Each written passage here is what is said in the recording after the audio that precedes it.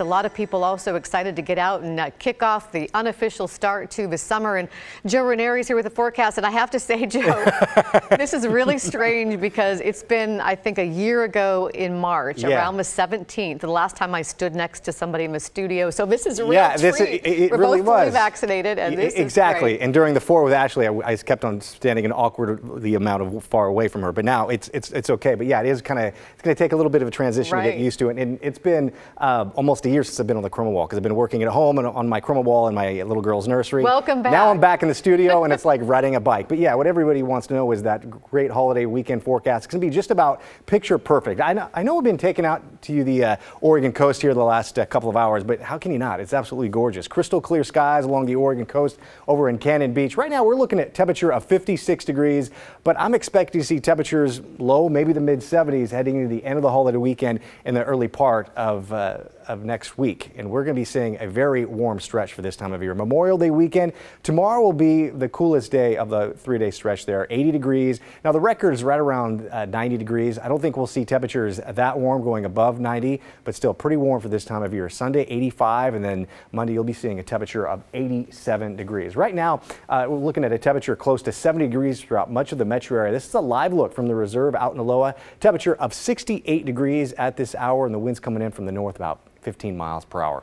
On the satellite and radar, we got nothing out there, and that's going to be kind of the trend heading into tomorrow, Sunday, and really much of next week as well. No major systems out there. We have a ridge of high pressure that's going to develop. We do have some clouds that are going to filter in late tonight and into tomorrow morning, bringing in a little bit of some widespread cloud cover, but those clouds kind of melt away by the afternoon. So just expect to see some morning clouds in the next couple of days, followed by a lot of sunshine and a lot of heat as well. Let's go out to the Columbia River Gorge. This is a live look from the Dalles, from the Oregon Veterans Home. Temperature of 73 degrees at this hour. Winds are pretty light coming in from the northwest, and the winds really won't be a factor over the next couple of days. What we will be seeing, though, like I said, some next couple of mornings, areas of clouds. So we put the futurecast into motion by 9:30, widespread cloud cover. And if you're hoping to see a lot of sunshine, not to worry. I'm expecting by the later part of the afternoon that sunshine is going to pop, and then we'll start seeing more clouds kind of filter in heading into Sunday as well. But basically Sunday and beyond, we're going to be seeing a very warm stretch. So we can basically say goodbye to the rain. It's probably one of the driest springs that I can remember.